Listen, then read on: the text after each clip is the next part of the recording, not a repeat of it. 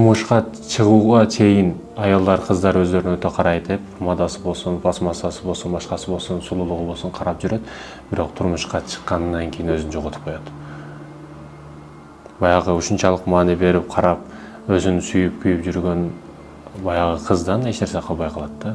Неге? Себеби жоопкерчилик чоңойот. Кайнене бар, кайната бар, күйөөсү бар, балдары, төрөйт, бала. Айтор, өзүң унутуп калба деген.